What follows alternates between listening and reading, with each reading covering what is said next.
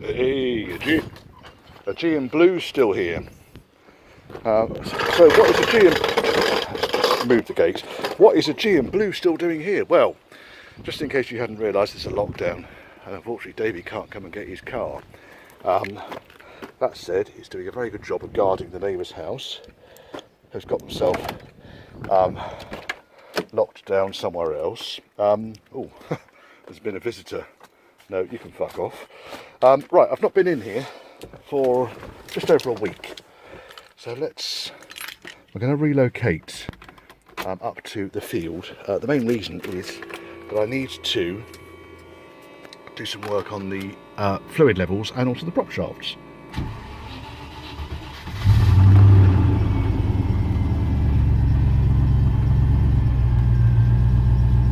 Started up alright. It's on petrol. Door didn't close very nicely there, did it? Right, window down.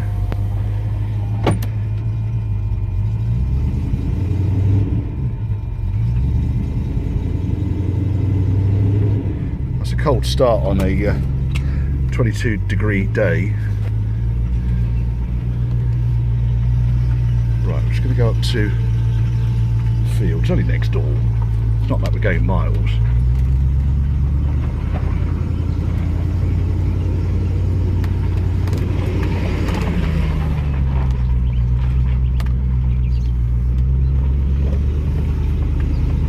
Because it's going to be absolutely sheeting down with rain tomorrow, and I want to get this into the dry today, really, so I can do all of the odds and sods. You can see all the lights have gone out of the dash, apart from the fuel light. Yeah. That should go right into the barn today, because we are not having Sandy the Landy back in here for a short period of time. So basically I'm going to be working on the two prop shafts, and I need to do the axles and so forth, so that's probably in the right sort of place. The only other thing I did, by the way, on this that I probably haven't filmed,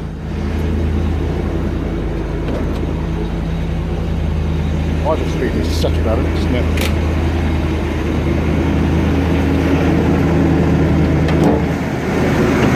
Put new leads on and a different throttle position sensor. But I think what I'm going to have to do with the throttle position sensor is it needs a slot cutting in it.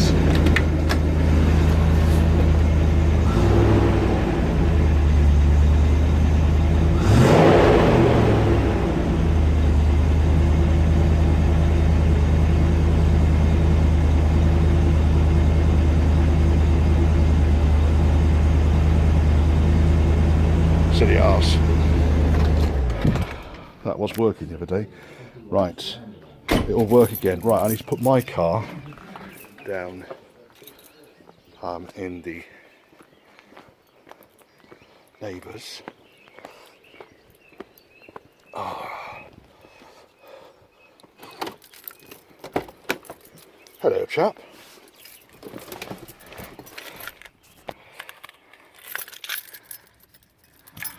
Red shed patiently waiting over there. The big pink one.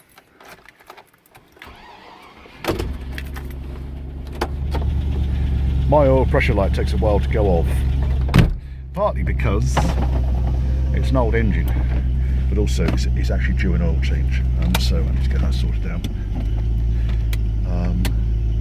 Can we go for a drive around the field? Yes, we can. Just need to, because big pink one's in the way, unfortunately, so I'm just going to have to go over here a bit. Yeah, we're past. Piece of cake. It's a bit chewed up because the horses have rutted it all up when it was wet. There's the big cock.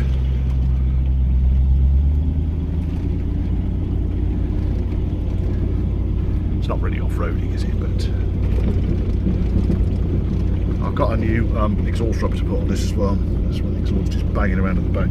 Now, one of the things that I'm trying to persuade my dad to do down here is that from this very top corner up here,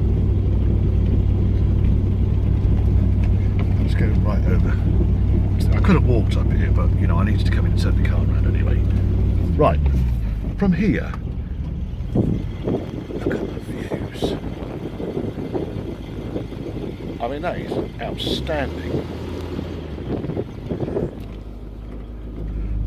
And on this side over here, if you had a two-storey building here, this corner, you'd be able to see Dartmoor as well. So you've got Exmoor one side and Dartmoor the other. I'm trying to persuade him, if he scales down just a little bit, we might be able to do something there, I don't know. Getting a bit berserk going down the field, sorry folks. That was high range idle. It's all wibbly wobbling around. Past the big pink hard one.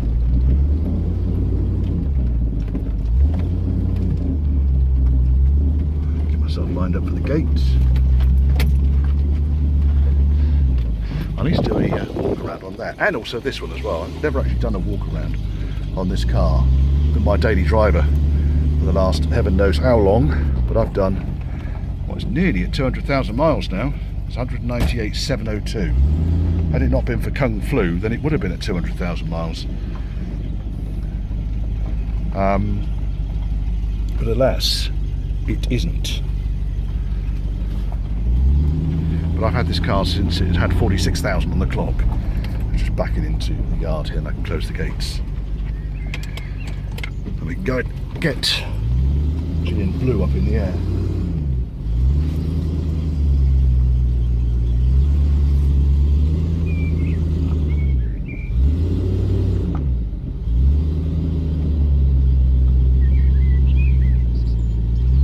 Yeah, we're in.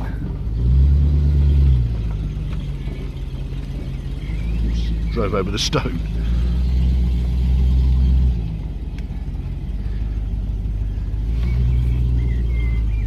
It just makes it a little bit tidier. There we are. There's my hat hard on. Window up.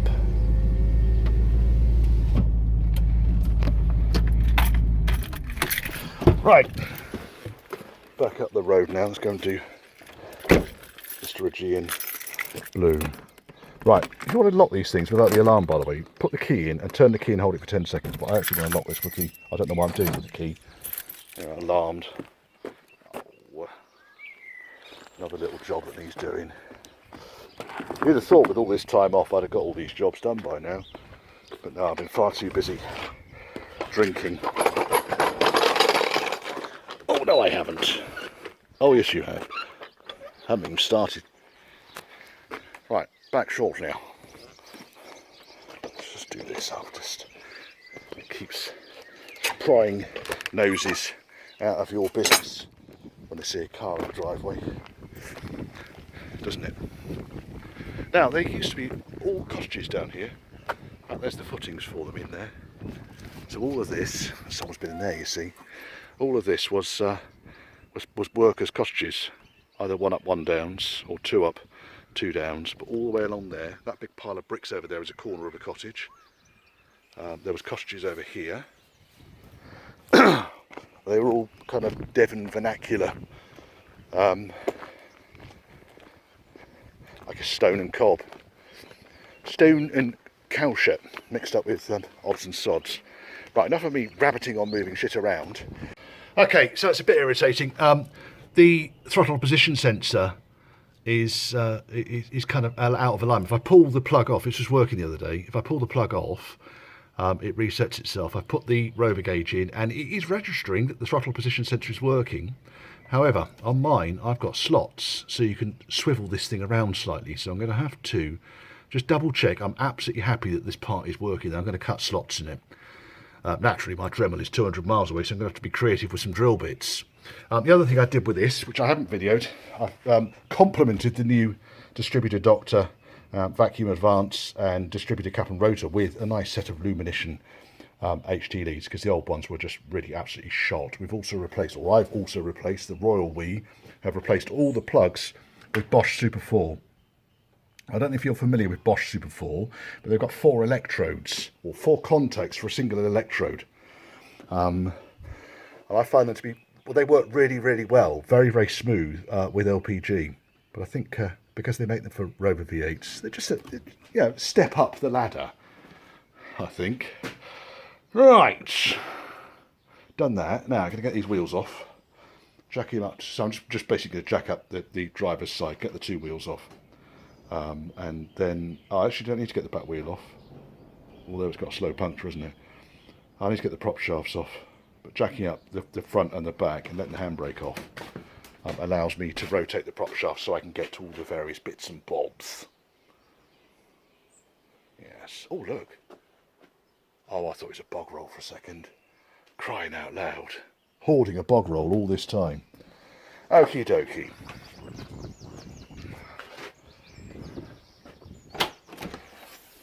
Works nicely, doesn't there? There are some beings in here though. Look, we need to get rid of the beings. So chaps, you're better off living outside. I did check underneath the floor here. Okay, it's been parked outside and we did have a tremendous rainstorm the other day, but it's all bone dry under here. It's all looking very good. As David, the owner, asked me just to have a quick gander at the boot floor area. I've not looked right away to the front, but if it's going to leak through the tailgates, it's going to be leaking in the back end here. Oh my goodness. I'm just pulling this top tailgate in a little bit tighter as sorry, I can't do this one hand. Tailgates often have a preferred side they like to be closed on. This one obviously is the driver's side corner. And when they close, the aluminium tailgates very rarely close on the handle, because what you're basically doing is you're bending this bottom rail as you're pressing the handle. So don't do that. Interesting beings up here as well. Right, okay. All this gabbing on, we're not actually getting on with what we wanted to do. Well, that was fun. So we got the prop shafts off. I took the rear prop shaft off first because that's the easier one to get off. And apart from the fact it's very muddy, and I've cleaned a lot of the mud off, and also I can't find the alignment marks on it anywhere, the universal joints in this thing are serviceable. No problems at all with them. So I'm going to lube this up. I'm going to clean up the focus. I'm going to clean up the grease nipples and then just pack it out with grease again. I don't normally kind of see them on the same plane like this, so I'm a bit suspicious about this one. However, I thought before I did anything with the rear prop shaft, I'd take the front prop shaft off. Any of you guys have ever taken a front prop shaft off a Range Rover with catalytic converters? Yeah, it's fun. Right, let us put my car keys out of the way. Okie doke. So, apart from the fact it's greasy, we've got that much play in the front UJ, and other than that, it's seized solid. So that universal joint is seized on one plane.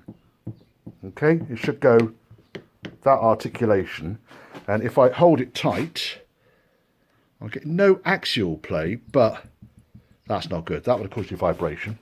And on the other end, it is very loose. Again, I need to hold it.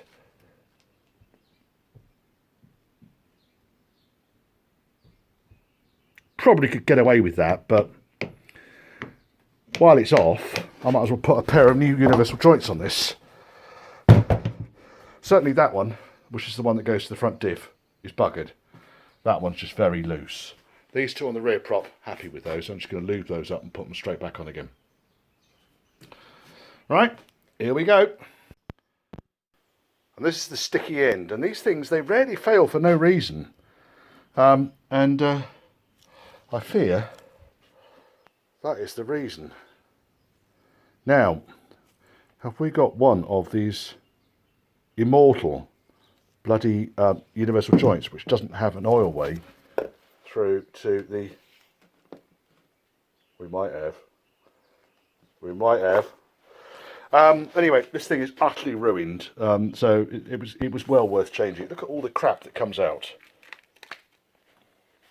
That's the remains of rollers, needle rollers. There weren't that many needle rollers in there. half a dozen. This is the other side of that particular joint. And the other side is all right, actually. I mean, not that we're ever going to use this spider, but you can see where it's worn on the thrust face. But this edge here, that is some piece of work, that is.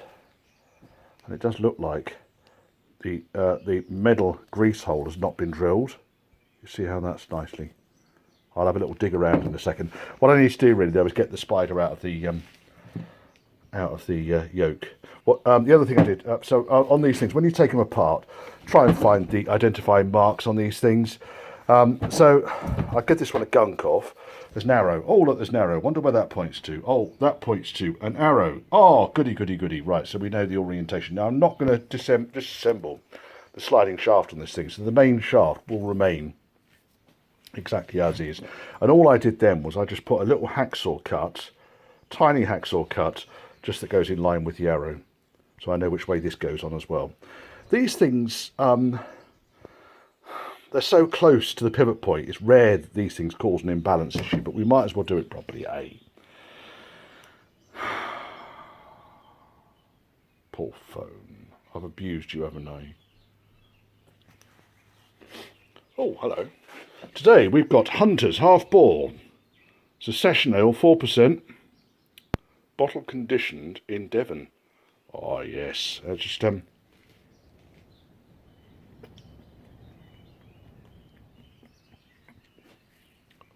Oh, nice brew, that. That is a nice brew. Well, actually, there's a few more of those needles in here. And they're all as dry as a witch's tit. Look at them all. No good to man nor beast.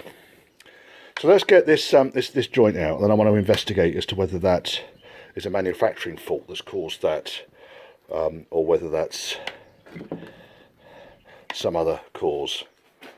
So I've had one of these myself where they weren't drilled out, and it's because it wasn't a GK. No, it was labelled as a GKN, Hardy Spicer joint. Sorry about the sniff there, chaps and chapesses. But it was a fake off eBay, so I don't buy them off eBay anymore. So we'll give this a good clean up and we'll find out what is going on in here. It's a root cause. It's a laugh, isn't it? Good grief, that beer came up. Right, so it's labelled up as a GKM. There he is. Whatever that says on there, GKN down here. I did have a good old dig in here, and there were some fairly hard deposits in there as well. Let's close the vise and dig further, because this thing's scrap anyway. So on the three faces that are okay, they're showing signs of age, they're showing signs of wear. So this thing's not a new unit that's gone in. It's got some age to it. And I think what's basically happened is that it's not been regularly lubricated. In fact, you see the hole there for the grease to go in is a bit solidified. And because the grease has not been going in there regularly, I think this one started to overheat. And as it started to overheat and heated the whole unit up, I just think it solidified the grease. So I don't think this is anything other than poor maintenance. Give me 1 second, I'm going to mount it in the vise. Right, we're in the vise. Let's get a screwdriver.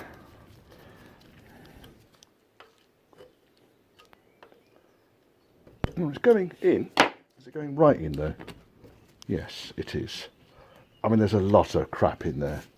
I can't see through the other side yet.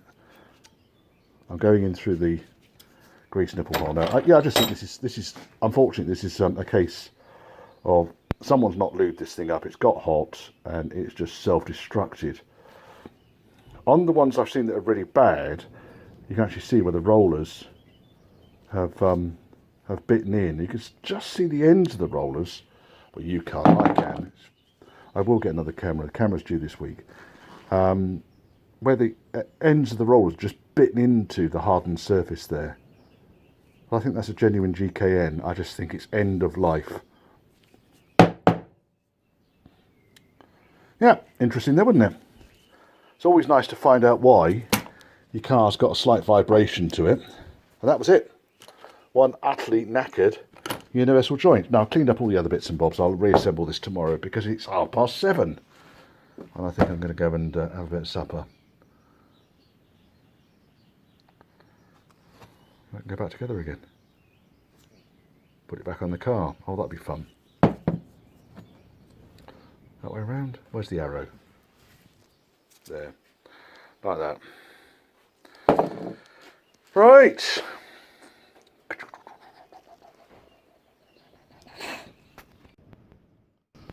This is the transfer box end of the front prop shaft on the same car. So I've replaced the universal joint at this end. I've not put the bleed nipple in yet because I'll do all the bleed nipples at the same time. I don't want to be breaking that one off specifically. Right, okay, so we pulled this one apart. It's the same markings as the one that was completely dry. So I suspect that they're exactly the same age. It's not in bad shape. You can see where the wear is starting to occur. You can see the thrust side of the wear on that lobe there. Yeah, I mean, it probably had a few more miles left in it, but not many, which is why it was loose. But didn't have play in it, just was loose. So it kind of made sense to me that while we are replacing a completely and utterly dead universal joint on this prop shaft, we might as well replace the other one, and then the prop shaft's been refurbished, and with it all lubed up and everything, it should be good for a few more miles. Now, I tend to buy GKN original jobbies. I don't tend to buy them off eBay, and well, because of the fakes that are available. And yeah, I don't buy pattern parts because invariably I end up disappointed. So right, I'm going to put this together and then it can go back in the car then. Oh yes. I do need to replace some of the nuts and bolts on it. I'll go into that in a second. Right, let's crack on with this. I'm not going to show you doing this. You can look up on my channel. I've done a couple of videos about how to put these universal joints together. The key thing is making sure that the rollers don't drop into the bottom of the cup, which they are prone to do. While I've got the car here, I've been just going over and checking all the fluids. So the engine fluid has already been changed. I didn't bother changing the back axle because it came out, well, it needed half a litre, but what was in there was quite clean. Front axle was topped up nicely. Transfer box.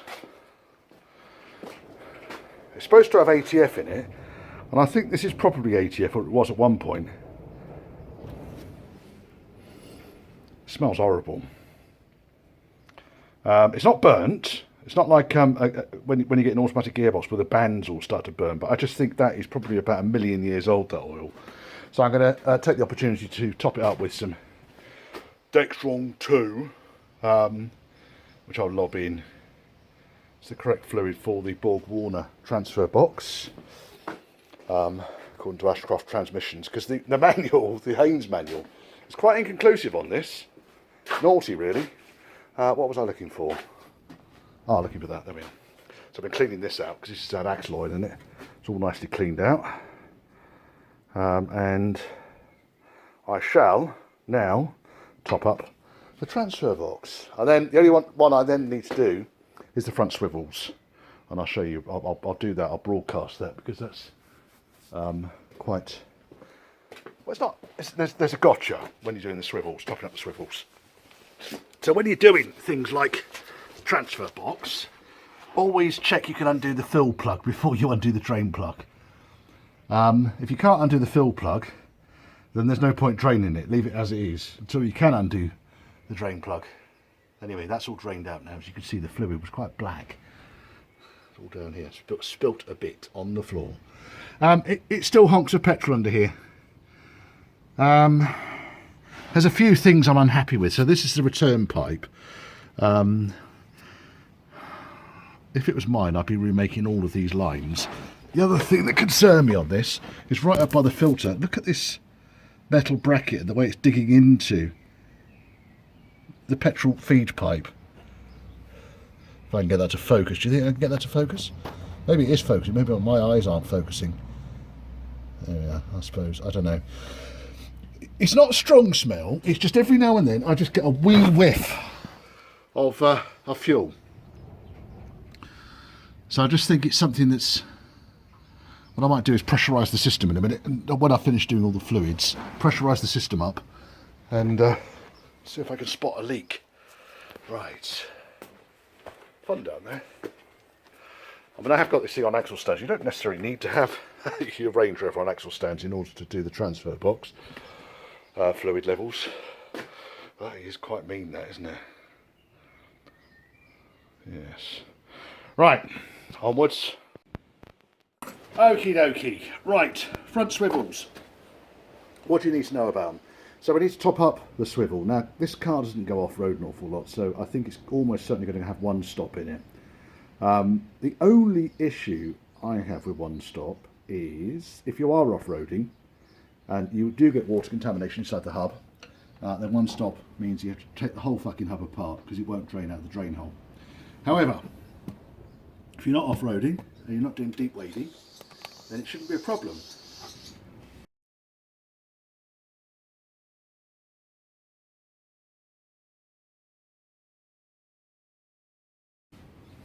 That's the swallows. Now, that's the filler plug there. What I tend to do is 1/2 inch drive fits on it, and 24mm socket fits on that. I might have to go back a little bit, I'm afraid. And then I cack-handedly position the socket on there. And there we are, so that's it, I'm done. So, and just wind the bastard out.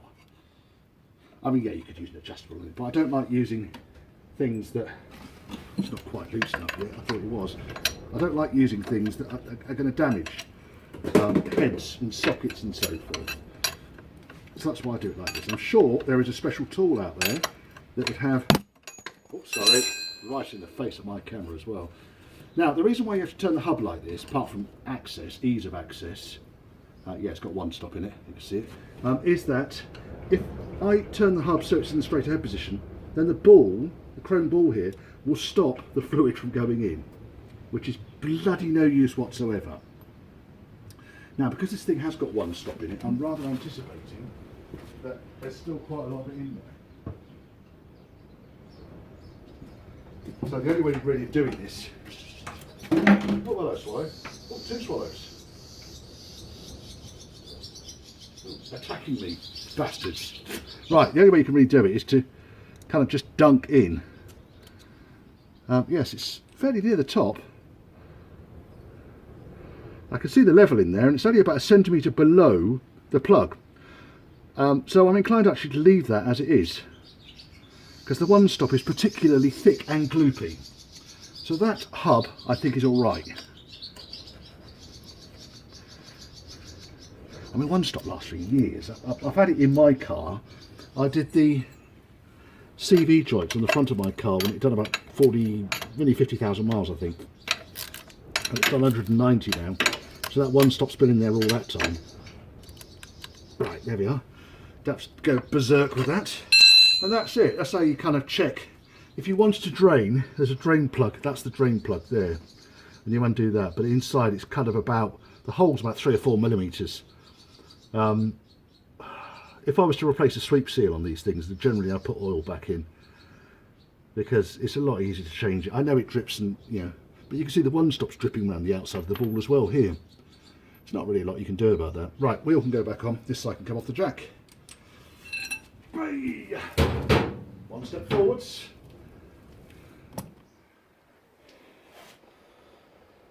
Ah, yes.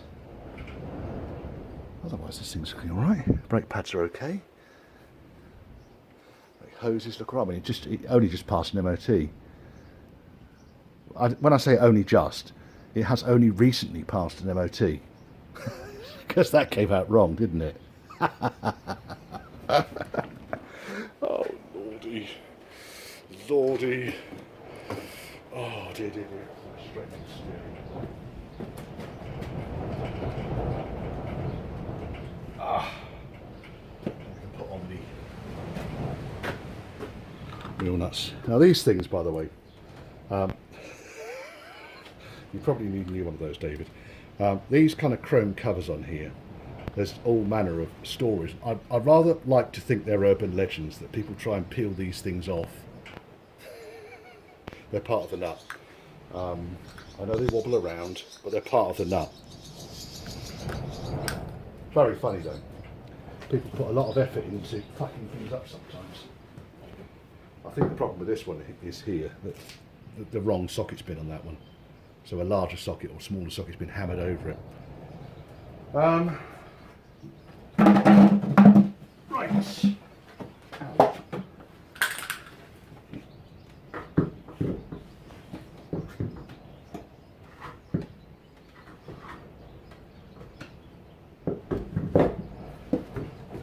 Right.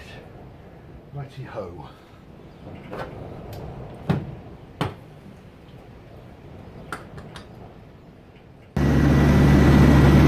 Okay, been fiddling around with this injection system and the throttle position settings, which I think is working. Next thing I was doing was, okay, it was not terribly smooth, it's not bad. So I used my infrared sensor to detect 206 degrees, 276, 271, 249. This one at the front here, on the low side. No, it's got up to 204 now, 223. So basically all I'm doing here is I'm just testing to see if I can pick up the exhaust temperatures on the manifolds. Now, number 2 cylinder over here, the cable wasn't connected properly, that is now. On this side, we start at the back. It's difficult for me to get in here and do all this. If I go to the back cylinder, so cylinder number 7, 147, and cylinder 5, 130, 236, and cylinder number 1, 188. So I just think it's the distance that this thing, oh, well, now it's 200 now on 5, and there we are. I'm just trying to struggle to get onto the manifold. You need to kind of get reasonably close.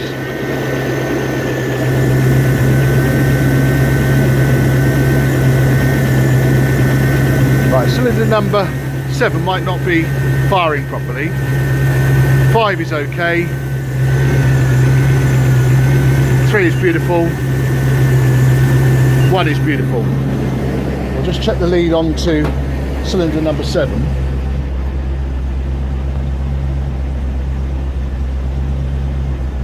You just hear every now and then it, but then it's been idling for a couple of minutes now, so let's give it a quick rev. This is from a cold start as well.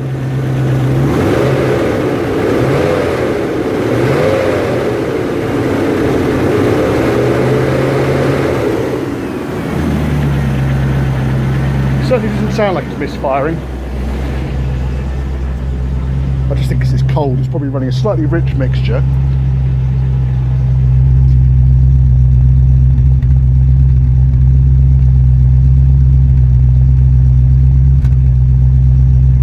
Might go for a run around the field.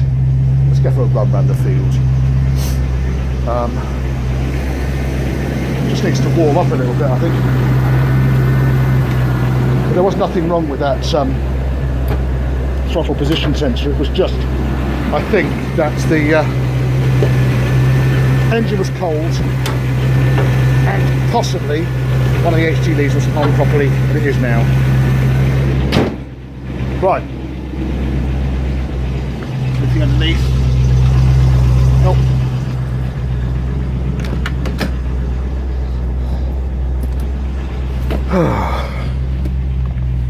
Hello, car.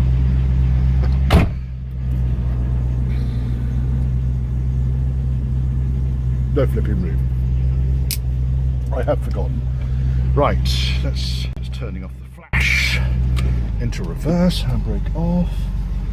Back we go.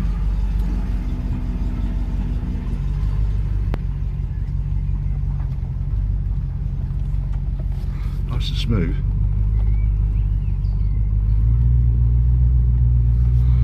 Steer around Sandy.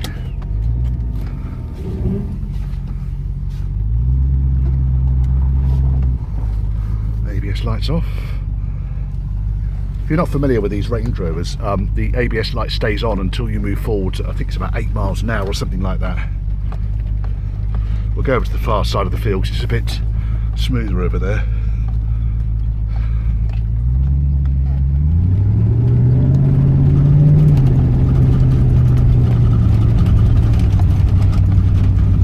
Check the rattles and bonks. Pulling beautifully. Sounding nice. Fuck all petrol in it. I keep forgetting this thing's got a like a 2-gallon tank on it. Right, we started to warm up now. Let's put it onto LPG.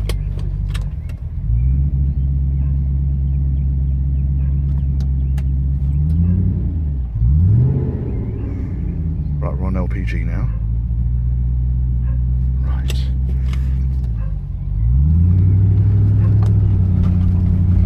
We could always do the Richard power test on the car. I'm not going to go belting down the hill because that's just silly and irresponsible. We could do the Richard power test and reverse up the hill. This is the bit I like to do, which is quite a steep bit here. There's a nice big ramp there. Right, let's do it in forwards first of all, because then we can see where we're going, can't we? Right.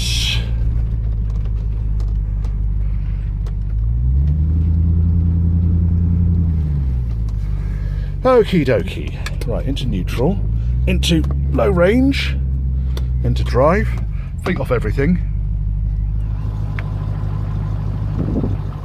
I haven't pumped that back tyre up yet.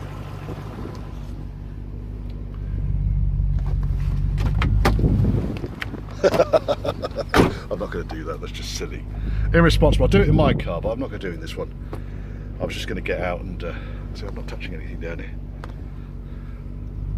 It should pull us all the way up here. This is on LPG as well.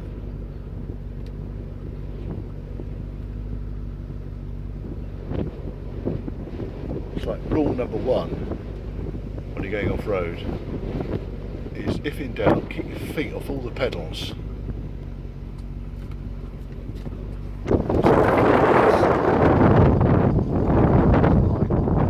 It's beautiful, isn't it? Unlike my phone. Oh, have we stopped? We have just stopped there. Probably because the back tyre's a bit flat. Right, just a tiny bit of throttle. It is running on LPG now. I expect if that was on petrol, that would have gone up there. This is the steepest bit as well.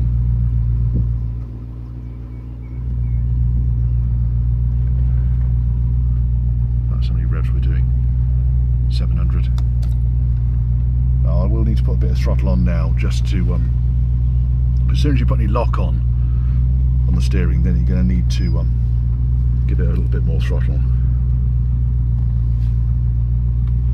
Right, we'll do the hill descent now, because hill descent on these things can be a bit alarming on the automatic gearbox, because you don't have the engine braking quite so much to slow you down. So it goes a little bit faster than some people might like. This is the steep bit here. Let's do this bit here. You see now the car's starting to speed up, and that's fairly typical, unfortunately. Oh, sorry, we should have gone into 1 then. We're in drive. Right, let's go back up to the top again, because I thought I was in 1 down here. I was in drive. Let's do that again. So there we're going. David, your car's running beautifully, mate.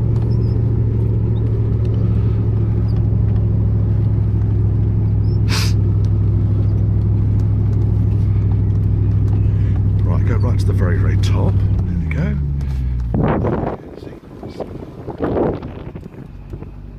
Right, I'm going to go across, diagonally across. So let's go down into 1. So we're locked into 1. Feet off.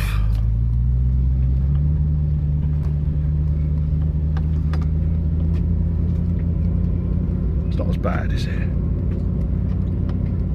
Hill descent. Why do you need all this complex electronics to do this? Why can you not just have an automatic gearbox with an override? I don't need like 55 bloody buttons in here for snow, or, you know, loose shale, or bloody seaweed. I just drive the damn thing. Okay, this is going to stop now because I've got quite a lock on and I'm going to be going uphill. No throttle still. It's going to go. I'll just straighten it up a little bit. I mean, it's a bit boring, isn't it? But yes, it's going to go. As I straighten the steering up gently, it should continue to creep up the hill.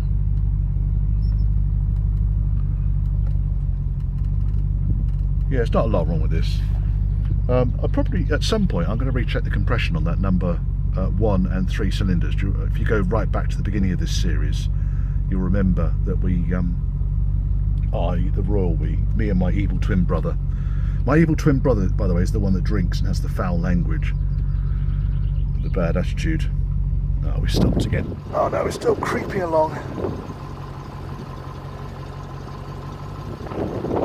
It's almost there.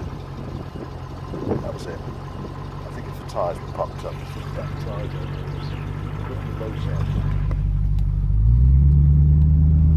It's not bad though. I mean, come on, Sparrow. Sounding nice. Do like it. I mean, it is the perfect all-rounder, this car. It's a shame this particular example is not still on air suspension, because that's a thing of beauty on these cars. Okay, it's just an extra level of failure, I guess. But no throttle again. Get out and take a picnic, couldn't I, up here? See where I've been playing noughts and crosses on the field.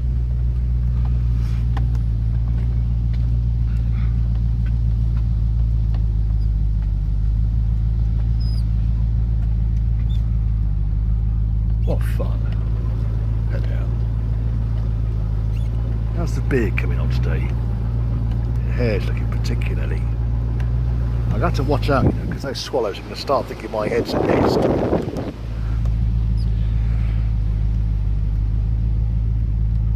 I can't imagine being a hairdresser, I mean, how are hairdressers going to cut hair with social distancing? Well, someone's going to have to do something, because people just cannot continue the way they're going. I'm going to get some clippers, I think, or a chainsaw.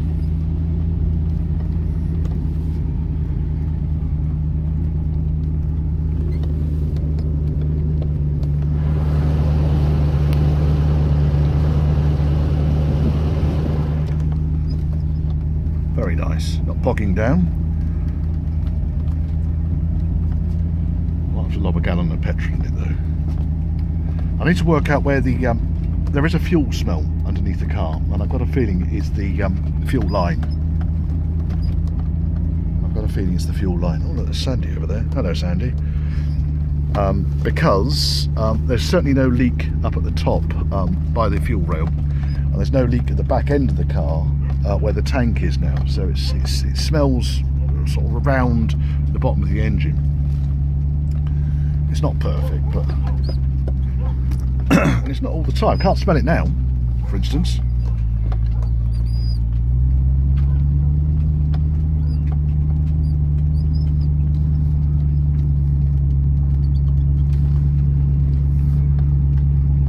So there's the polytunnel. Hello, polytunnel.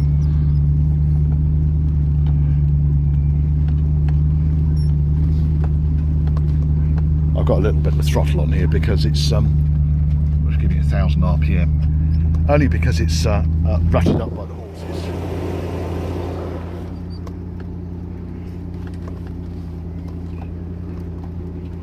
I'm not going to drive over the bonfire site because there's probably all sorts of pallet nails and shit in there. I did go over it with a bloody great magnet the other day and pulled about 3 kilos of metal out of there.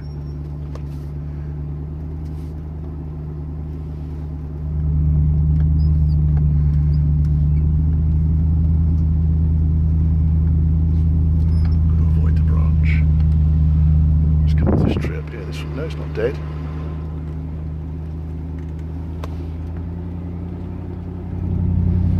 We bored with this yet, chaps?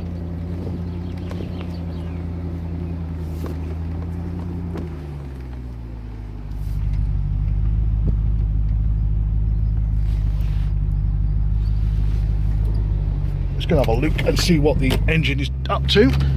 I'll put it into park, don't worry. Don't rest thy sphincters. Crikey, the door's attacking me. Yeah, that tyre isn't got the left side. It's not going to help it.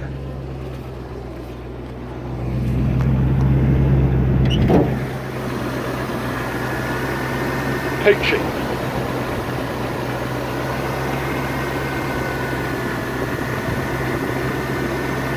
Sounds good, doesn't it? Little bit of Church House Classics magic going on here. Well, it didn't run bad, this car, when I first got it, but it certainly could have done with improvement.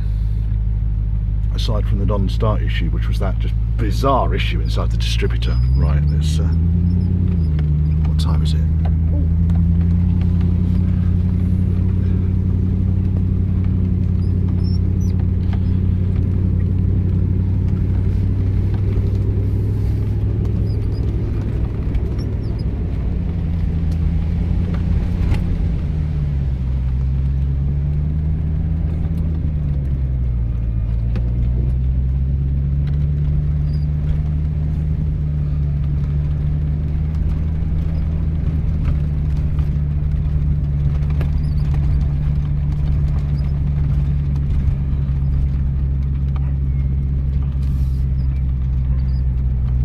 I think that'll do that.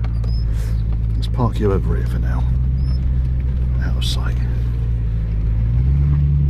By the apple tree.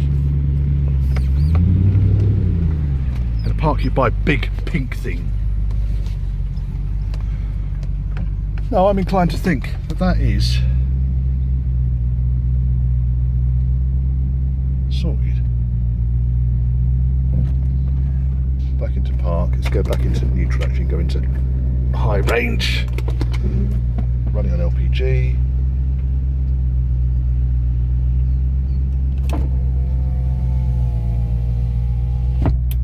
Sorted, I reckon.